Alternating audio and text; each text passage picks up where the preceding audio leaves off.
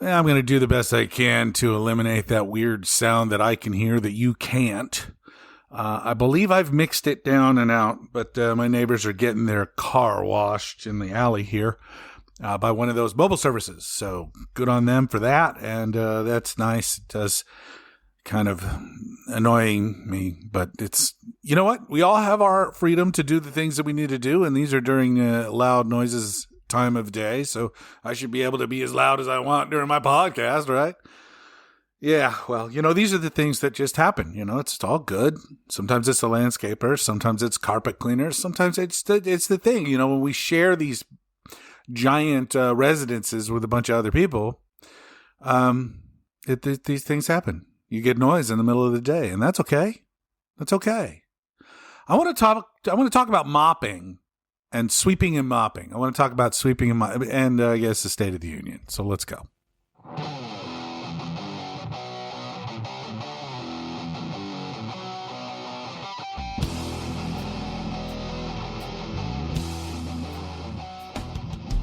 Welcome back to Trent Takes On 2.0. I'm the Trent from the title of the show. Let me move this microphone real quick. Hold on. Annoying. So I've moved the microphone. Let's see how it sounds now. I'm the Trent from the title of the show. And last night was the State of the Union by you-know-who. And we'll talk about that in just a minute. But I wanted to spend a brief second talking about what I just completed doing just moments before I hit record here. I swept and mopped my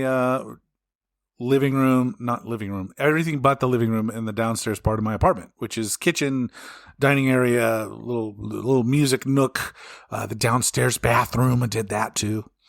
And it was, as I'm doing this, that I recall that I have always, since the beginning, been tasked with the mopping in the home, in the domicile. And it's something that I've always actually enjoyed doing. There is something genuinely freeing about it. And it spread into other parts of my life. I for years, worked in industries where sweeping and mopping was a common duty. Like, you had to do it. If it was, when I worked in retail at big beverage stores, you have to mop, and of course have to sweep and mop your bathrooms all the time, but you also do the floors. You do the floors every night. You would be amazed at how many bottles of wine, beer, booze, mixers are dropped and broken in your average large scale liquor store, which was my specialty. And so you were constantly mopping. Sometimes it was just spills, but we also did it every night at the end of the night just to make the store look nice and smell better. And yeah. And even before that, when I worked in entertainment, the number of stages and backstage areas that I've swept and mopped, the number of warehouses that I've swept, and not necessarily mopped, because mopping a warehouse seems foolish, but you do have to do it every once in a while.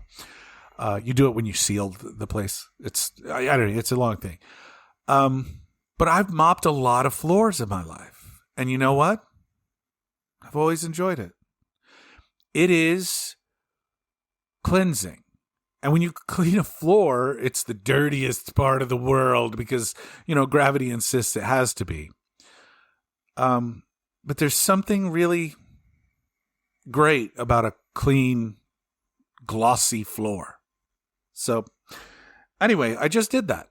And it was another one of those moments that as I'm doing it, I'm reminded of how nice it feels to just clean up a mess. To clean up a spill or, a dirty floor or any kind of dirt. Like I'm doing all of the mats, and like we have mats for the kitchen and for the dog, and the bathroom, we have bathroom mats and things like that. And you got to clean those every once in a while. I like to beat all the dirt and dust out of them with a broom first. And then maybe I'll vacuum them to see if I can get everything out that way. And then I'll wash them in the washing machine. And then I'll put them out to dry in the sun. And it's a really nice kind of like, I don't know. it's nice to have cleanliness. It's nice to feel like you're working toward hygiene. It's just a good feeling, isn't it? And it's also like physical work. And physical work feels nice. You know, it just does. I mention all of this because these are the little things that make everyday people who have to do all of this stuff for themselves.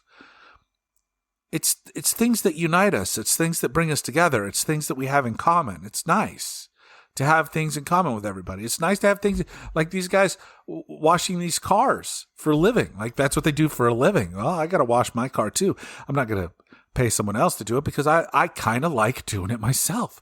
I also understand why people get busy and maybe they don't want to do it themselves. I absolutely get that. Of course, I don't actually like washing the car particularly much, but still I do like to save myself $60 a month or however often you have to clean your car, detail your car. And I recently got a shop vac, so it makes it even easier because I've got a super powerful vacuum to vacuum out the floorboards and stuff. Woo, so exciting. But I just, as I was sweeping and mopping, I started thinking, and I do this from time to time. It's when I'm in the middle of like a repetitive action that I start thinking, my mind starts wandering. I start thinking about the things that bring us together. And I start thinking about the things that should make us feel like we're connected and how little we actually think about those things. And I was thinking about that because that's part of my reaction to the quote unquote State of the Union address that we got from the Mad King last night. And how different everything is now. The first State of the Union address was delivered in 1790 by George Washington, who had no political affiliation. Wasn't a Democrat, wasn't a Republican. At the time, we had multiple political parties. We didn't have the bipartisan system, the two-party system that we do now. And technically, we still don't have a true two-party system. You can still run under whatever banner you want. The difference is the two parties get all the money. And because they get all the money, they get all the attention. And it's hard to win elections when you don't get attention.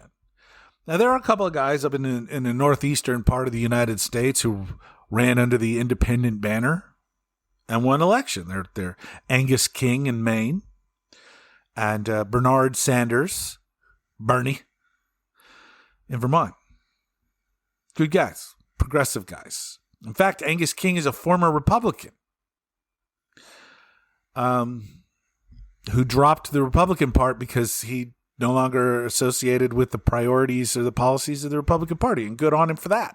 Now he caucuses with the Democrats, which means he joins with them in their group. And, you can still run as an independent. But you see, Donald Trump changed the game. And not in a good way. I'm not giving him credit for being like Michael Jordan or anything. I could have told you exactly what would be in his State of the Union address. Like, I probably should have done like a preliminary, like, here's my prediction as to what we're going to get in the State of the Union address. He's going to give out some awards, which he does every time. Usually to people who are undeserving a lot of them go to undeserving people. He's going to give out some awards. He's going to use that as a way to get people used to class. Because you got to applaud people getting awards that are like, giving the Presidential Medal of Freedom to the goalkeeper who just played for the U.S. in the Olympics and they won the gold medal and blah, blah, blah, blah, blah. They were totally used as a prop last night. By the way, sidetrack, kudos to the U.S. women's team who told him he could pound sand because he when he invited the men to the White House, he said, "Oh, I guess I got to invite the women too." Ha ha ha ha. Yeah, and they made a big misogynist joke about it, and it's not funny. And so also double hats off to Flava Flav of Public Enemy fame, who invited the women's hockey team to Las Vegas on his dime, and we're going to get it sponsored. We're going to do some parties and do some clubs and do some shows and have some great dinners. Come out, we'll do a weekend in Vegas. And they accepted that. And he was like, I'm so excited they accepted. How about all of the female athletes who've been overlooked? So all the female Olympians and para-Olympians, if you want to come to Vegas, come on out. We'll host everybody. Man, Flava Flav, who'da thunk it? Flava Flav, Public Enemy. I loved Public Enemy. Still do. Fight the power, baby. What we got out of the State of the Union was an awards show, which he always likes to do. Got to get those people doing the thing. And then the self-congratulations. Oh, the endless self-congratulations.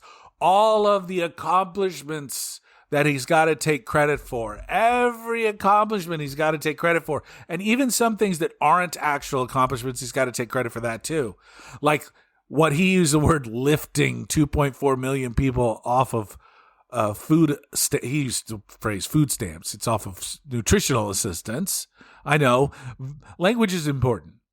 Okay, they're not food stamps anymore. I was on them when they were food stamps back in the 80s. They were actually like stamps that came in a book, and you had to tear them out, and you exchange those. And they don't do that anymore. There's no stamp attached to it. So anyway, now it's a nutritional assistance program, food assistance program, whatever you want to call it. They didn't lift 2.4 million people off of nutritional assistance. They kicked 2.4 million people off of nutritional assistance by removing the funding for that. So they're congratulating themselves for starving people. Yeah. The situation on the ground isn't any better. In fact, it's worse. We had to listen to him talk about how great the economy is over and over again, about how great the stock market's doing and how great your 401k is. Well, if you're a billionaire or a multi-millionaire, 100 millionaire, a 10 millionaire, you're doing real fucking good right now, because that's what these policies are meant to do. They're meant to make it really good for you. If you are in the crypto industry, or if you are just straight up a corrupt thief or criminal, this is a good time for you. This is a good time for you to be a white-collar criminal. There's never been a better time in the United States to be a white-collar criminal than right now. Right now, while the Department of Justice is willfully ignoring any white-collar crime. We're not even going to prosecute it. We're not even going to investigate it. The economy is cooking if you're a billionaire. But if you're not, it's not good. And if you think, well, my 401k is doing well even if I'm not. It's all temporary, my friend. Also, your 401k can be cooking away. Meanwhile, you're burning through your paycheck faster than you ever have. The cost of housing has never been higher, and it continues to increase at an astronomical rate. In fact, he actually pitched something populism-wise, an economic populism policy that would be good for us, which is to deny these corporations and hedge funds the ability to buy homes as part of their investment strategy, because that's driving up the price of homes. That's factual. That's true. And you know what? With complete control over the House, the Senate, and the White House, they could have done that at any point up till now. And they would have gotten Democratic votes on it too, because that's something that we kind of need to do. But you notice he just talked about how we're going to do it. We'll do this. Just another promise. Put it on the promise pile. Do you think they're actually going to do that? Do you think they're actually going to tell their hedge fund donors, you guys can't buy homes anymore to be a part of your investment portfolios? Do you think they're going to do that? Do you think they're going to tell corporations that can't just drive up the costs of homes? Nope. Hell no. Hell no.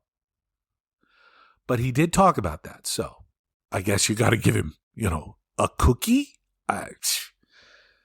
Anyway, he raved about how great the economy is, even though it's not. He raved about how they've brought down all the prices, even though they haven't. Inflation is roughly the same place it was about 6 months before the election in 2024. Give or take. It's pretty close. It has spiked since then, gone down a little bit, and now we're kind of plateaued, but it's also ticking back up.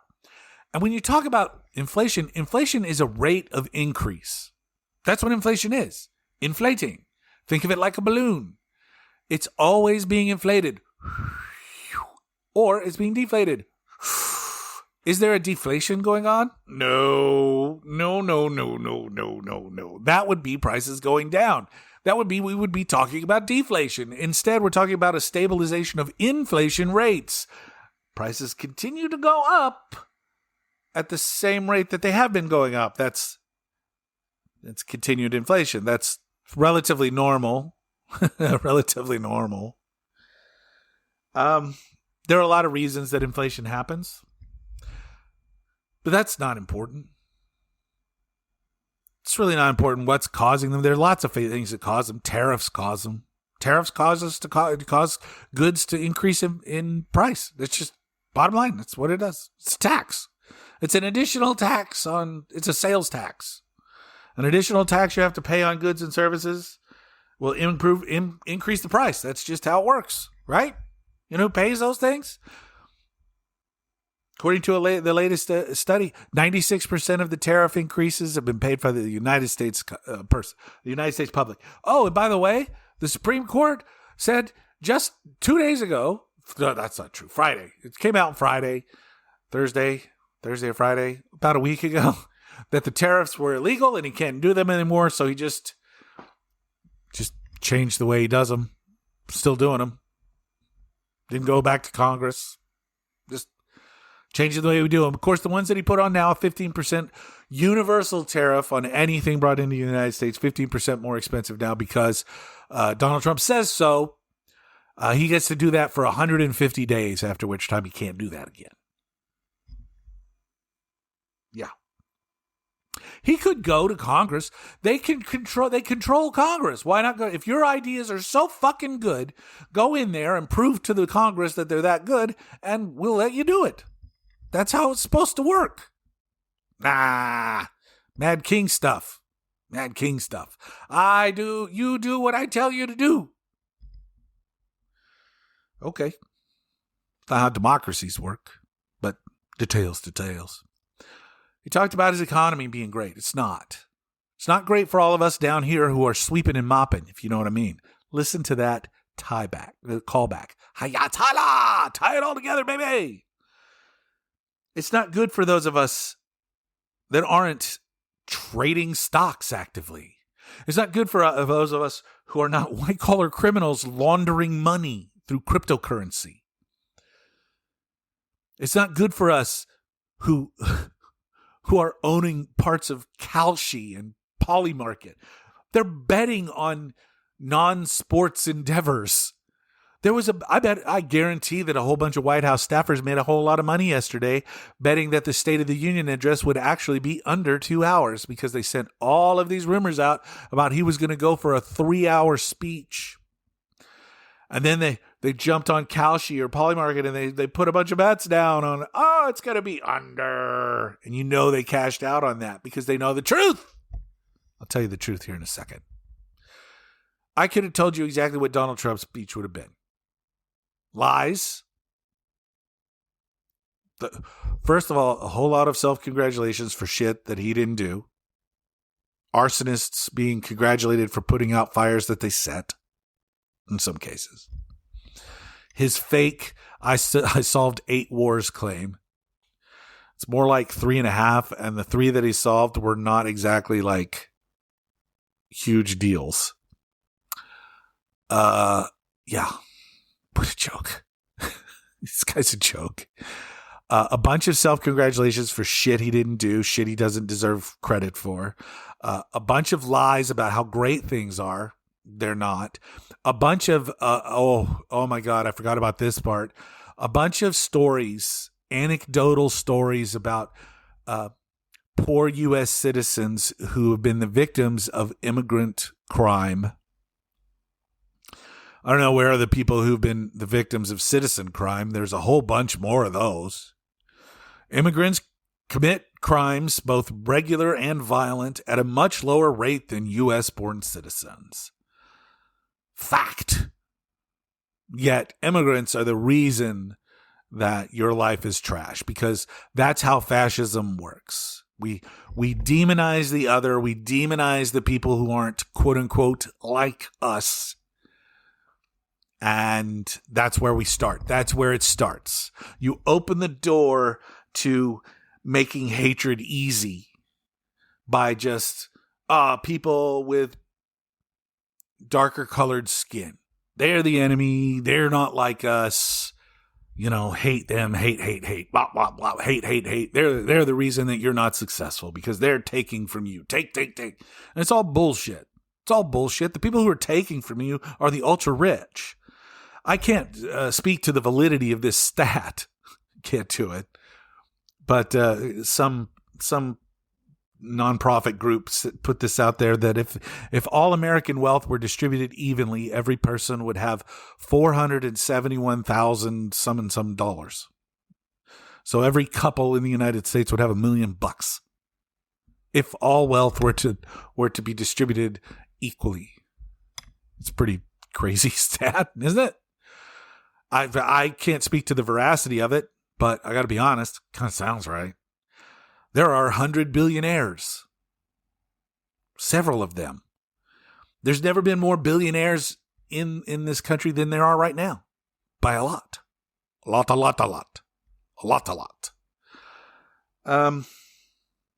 Wealth concentration is a serious problem. Serious problem. Wealth inequality is a serious problem. They're just soaking up all that cash. And, those of us down here listening to people vacuum out a car, we're stuck mopping the floor, which is, it's not the worst thing in the world to mop a floor. But I tell you what isn't good. Worrying about whether or not there's going to be solvent Social Security and Medicare. The trust fund that runs Medicare Part A, that funds Medicare Part A, has been slaughtered by this administration. It's not getting it. This regime. Come on, Trent. Don't forget. That trust fund will now be depleted by 2040. I'll be 65. Right when I'm going to need Medicare Part A. There won't be Medicare Part A because of Donald Trump. Yeah. Just put that on the list. So,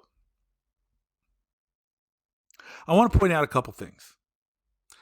In the State of the Union, he went through the first hour and small change on fire, just riled up, trying to poke Democrats to get them to argue with him, to fire back at him. He brought up all these gruesome stories of crimes. He talked about how great everything was, and he gave out his awards. And then suddenly all the tone changed. He had to start talking about policies like how his tariffs were going to replace income tax. No. Yeah, seriously, he's going to replace income tax with sales tax. Think about that. Think about that for a second. Think about that. Think about it. Yeah. Okay. The drugs wore off. See, the drugs that keep him going, the drugs that keep him hopped up, the drugs that keep him firing on all cylinders, they wore off. And he started getting a little... And his words came a little more stuttered, like he fell asleep in the middle of it. It was gross. It was wild. It was wild. Look at him at the end of the speech versus the beginning, and it's just, holy shit. Yeah. Yep. Should have put something in the water. You know what I'm saying? So you can take a little sip of it, keep him going, keep him kicking. Brother can't do a 2-hour speech anymore. He ain't got it in him. He ain't got it in him. He's withering away before our eyes. Oh. And then it was over, mercifully. And his vision for some sort of America that isn't real will fall on largely deaf ears.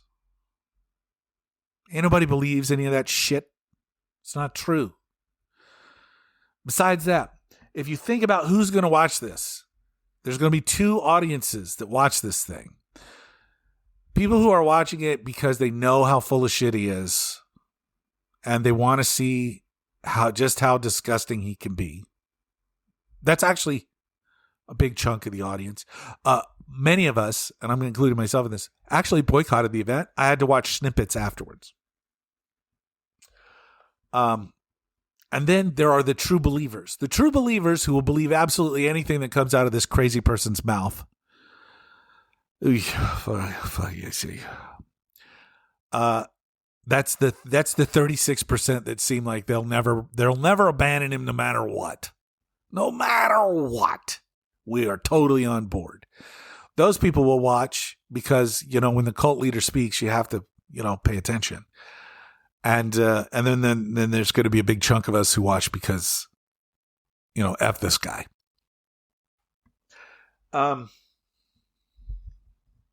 He didn't have anything in there.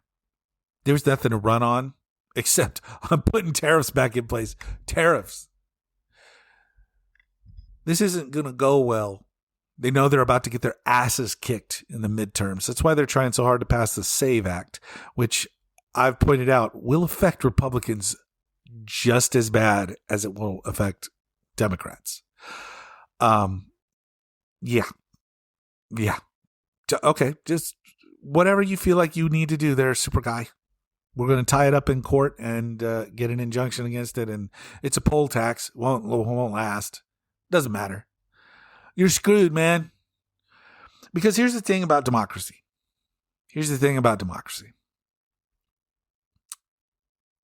Democracies, we need the power to be spread out. Because that's how it works. Power of the people has to be spread out to multiple places. And what we've witnessed in the first year plus of the Trump regime 2.0 is a president that is unencumbered by a Congress that does its job. Basically, the Congress does not do its job. They are not serving as a check or balance on the presidency. They let him do whatever he wants. And until recently, the Supreme Court has kind of done the exact same thing. So what we're witnessing is an authoritarian, a what I say goes presidency in the United States of America. Now, they haven't been able to dissolve all the parts that make it a democracy, so that they've got to kind of answer to the people eventually. And the people are communicating with each other, like on social media, like in podcasts like this one, like in independent media, even though most of the mainstream media has been poisoned by the oligarch class to kind of, pretend that the things that are happening aren't happening. But it doesn't matter because the word's still getting out there. And it doesn't matter how much the media tells you that the economy is doing great. You still have to buy groceries. You still have to pay your rent or mortgage. You still have to pay for insurance. You still have to pay for your health care. You still have to pay for all of the things in your life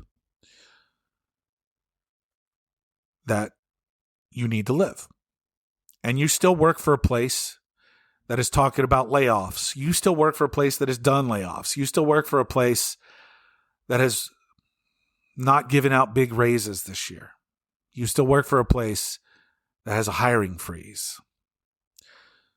See, the economy isn't going great.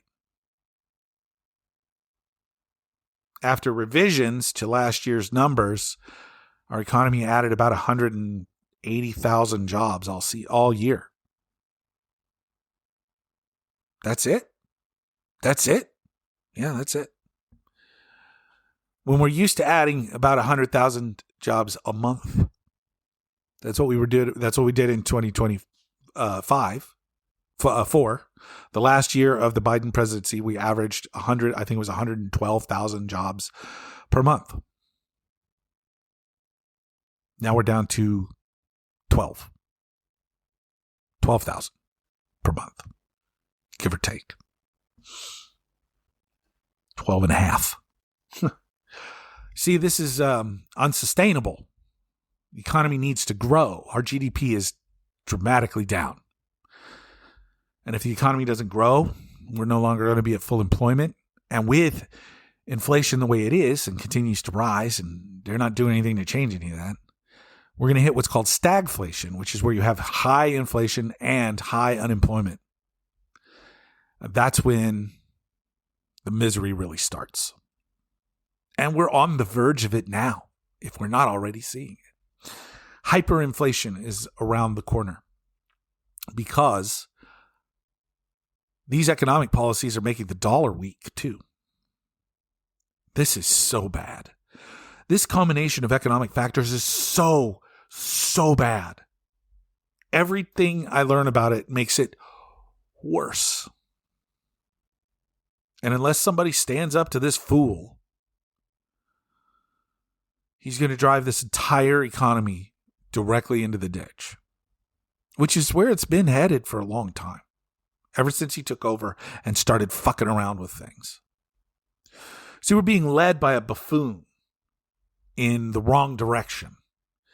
And America has woken up to that because it started to affect us in our everyday life. I do the shopping for my family. I know what groceries cost. I fill the gas tank for our family. I know what gasoline costs. I see the bills as they come in. I know what these things are costing.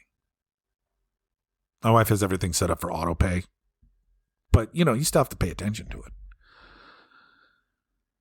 Variable bills like your electricity, like your gas, like your water bill, those are going up. Yeah. Things aren't great. And they're not going to go down. Prices never go down. They only go up. Because why would you take prices down? You're making more money this way. Even if the situation on the ground changes and the costs of delivering the goods or services go down because of reasons, do you think they're going to change any of the price? The prices are going to go back to the way they were? No. That's why your grandpa used to say, well, back when I was a kid, we used to get this for a nickel. Nickel doesn't go so far anymore. They've done away with pennies. They're not making any more pennies because it was costing more. That's inflation's fault. The prices just keep going up. Soon, change itself will be irrelevant. We're going to realize that it's not worth it to mint money. Technically speaking, it's not worth it to print money anymore. We live in a digital world, my friends. How often do you actually have cash in your pocket? Don't answer that rhetorical question. Then came the end of the speech. After the speech came the Democratic rebuttal speech. These are really hard to do. It's hard to make it look natural. Look back to when Marco Rubio gave one after Obama's and he was drinking from his glass of water. Was it a glass or a bottle? A bottle of water with both hands. Think back to Katie Britt, who did hers from her kitchen. And she was like this smiling Southern housewife telling stories of woe about the terrors of immigrants. It was fucking so disconnected and fucking weird. This year's, it was Abigail Spanberger, the newly elected governor of the Commonwealth of Virginia. And she had an audience. They put lawmakers around her, 3 rows deep, just enough to give some solid response as she spoke. And I got to tell you that the speech wasn't what I expected. It wasn't a direct rebuttal to the craziness. It wasn't, Donald Trump lied about this and that and this and that. It was just like Donald Trump lies. You don't have to get specific. But what she talked about was truth. Didn't matter what Donald Trump had said. They had written this speech in advance and they stuck to their guns because this speech was about what's really happening on the ground. What's really happening on the ground with the prices of everyday goods, with the prices of energy, with the pricing of housing, with the pricing of healthcare. with the affordability of living in this country spiraling out of control.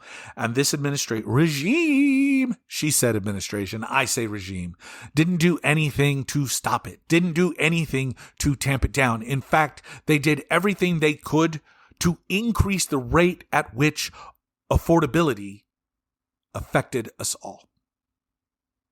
They have made it more expensive to live a normal life in this country, and they deserve to be held to account for it. What she talked about in that speech, in the rebuttal speech, I highly recommend it for everybody, is that democracy is not dead unless we allow it to die. We, the people, still hold the power in this country, and we are past due to send an unmistakable message to the Trump regime, that we do not approve of the direction of this country. And we are going to put checks and balances on you to stop you from destroying it. That was the meat of her speech, and it was good. Borderline great. It was good. Honestly, she smiled too much because the message was heavier than it looked on her face. If you're going to deliver a heavy message, make it feel heavy. But, joyful warriors, people love that. I get that. I get it. I don't, agree necessarily. But hey, it is what it is. We go to war with the troops that we have. That's how it's always worked. This is what we have. Spamberger was good. But if you really want to get a feel for what the rebuttal should have been, could have been, and this is going to sound insane, watch the Jimmy Kimmel opening from last night, Tuesday, the 24th of February. Jimmy Kimmel said, America is going great if you're already doing great. And for the rest of us, not so much. And we need a change.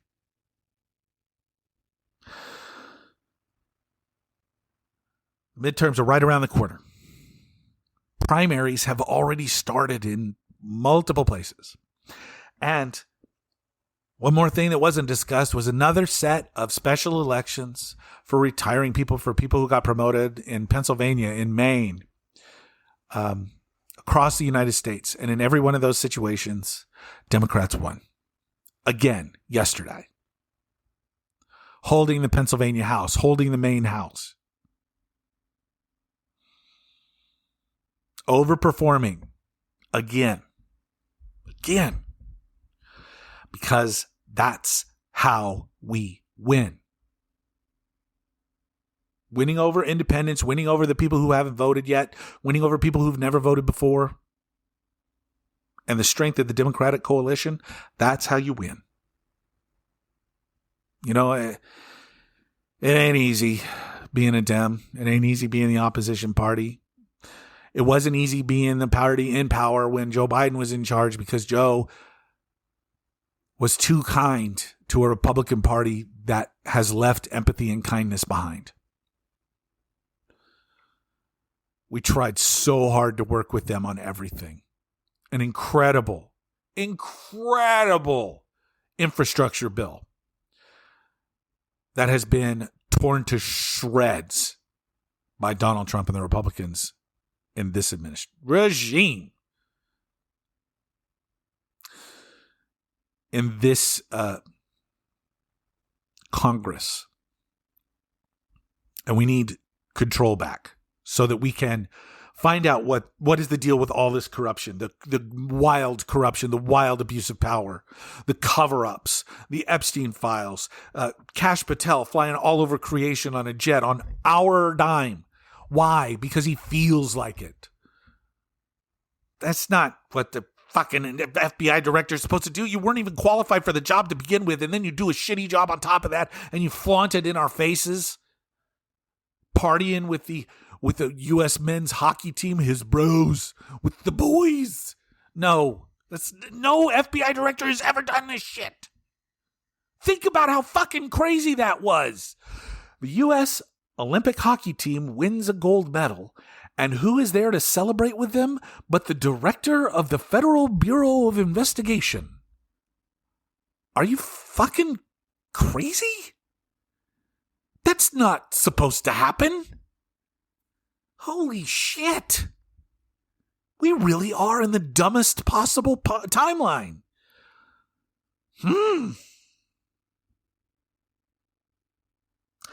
Well, we're coming. We're coming. Democrats are coming. We're coming back. We're coming back with our brooms and our mops, and we're going to clean up this fucking mess.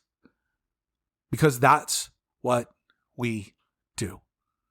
The only difference is this time we're going to be proud that we've cleaned it up. And we're going to put a whole bunch of mechanisms in place so that we don't have to clean up a mess this bad again. Guaranteed. That's the promise that I make to you, because we're not going to give up on our Democrats this time. We're not going to let them off the hook this time. We're going to pressure them nonstop. Fix these problems. Repair these dams. Repair the bridges and waterways that we need. Metaphorically and physically. The real ones. Make it happen.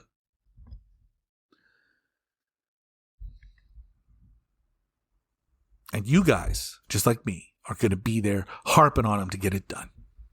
Because we believe in each other, and that's how we get shit done. Together.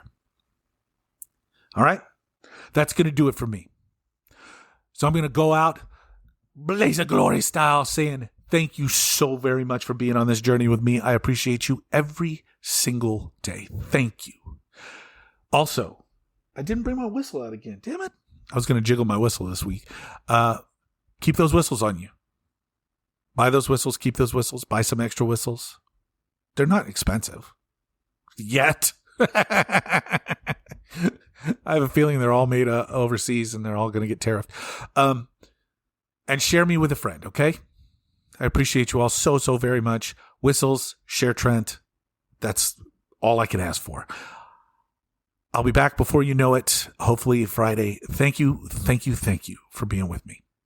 All right? Until next time, be good humans. It's the very least we can do. Love you.